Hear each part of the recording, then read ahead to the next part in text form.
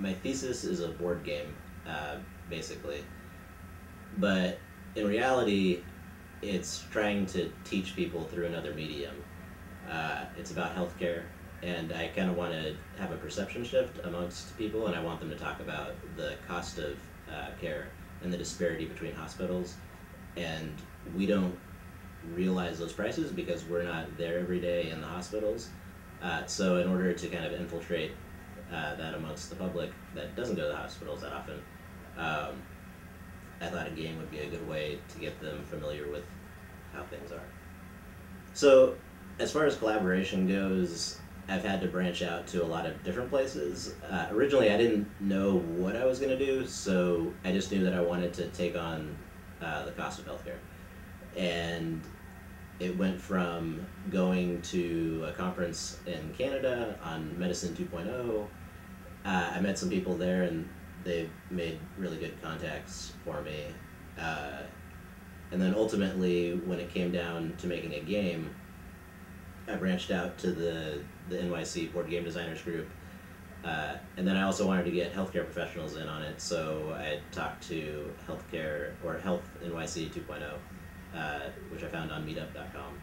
Health NYC is basically, I'd say it's between 50 and 70 people in the New York area that are somehow linked into healthcare.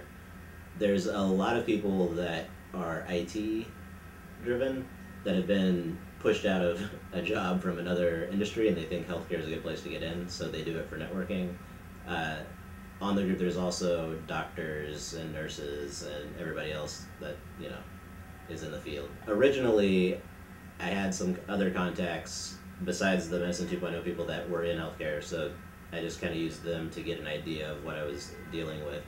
But then I realized I needed something a little bit more outside of that I could always go to as a constant and not wear anybody out with questions. So last summer I was in Africa, and so I spent 8 weeks doing OSI. I was in Namibia and South Africa working on an AIDS and human rights campaign. And while I was doing that, I was also reading up on different things. While I was in Africa, I kept thinking about what I wanted to do for a thesis, and I had two ideas that were going back and forth. One was crowdsourcing, and then the other was creating a game out of life. And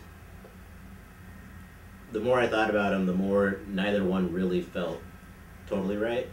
But then I started going down the crowdsourcing route, and I thought, what about crowdsourcing healthcare and maybe like an alternative insurance plan, and then that kind of opened the doors to healthcare.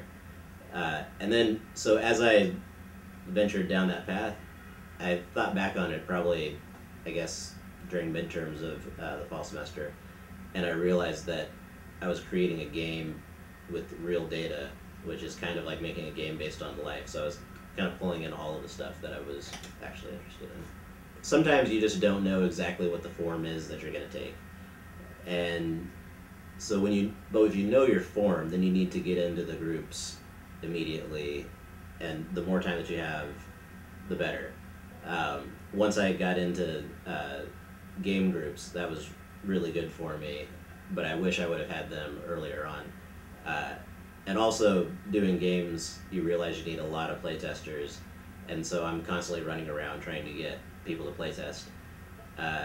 And that I could have definitely started earlier, of trying to find, groups of people that would work well for that. But I was busy with the other parts, and I didn't think it was as important to playtest constantly, but I found that I do need to playtest constantly, over and over and over. Well, if I knew that I was doing a board game from the start, I wish I would have been putting out the feelers for artists earlier. I have a programming background and a video background, but not a drawing background at all. So the fact that I'm doing a board game, it seems kind of natural that I'd be an illustrator possibly, but I don't have those skills. So trying to find people to work with for that is tough. And now that it's late in the semester too, finding people that aren't busy, that gets really tough too. So you end up having to use other means, like searching forums for people and stuff like that. I wouldn't stress out about the process of Thesis.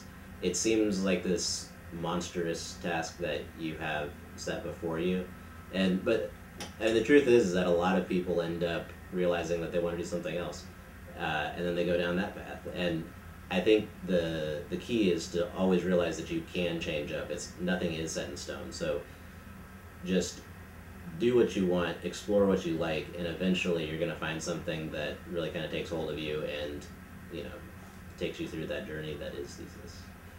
But yeah, just don't stress out about it. And talk to people about it. I find that a lot of people kind of clam up when people say the word thesis, and I think that's the wrong approach. I think people need to just constantly talk about it and bore people to death with it.